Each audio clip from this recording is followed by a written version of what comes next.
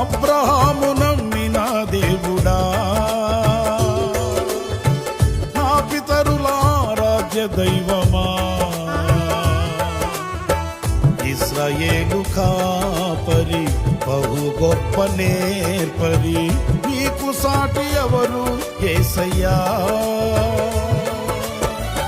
ఇశ్రాయేలు కాపరి బహు గొప్ప నేర్పరి, నీకు సాటి ఎవరు యేసయ్యా.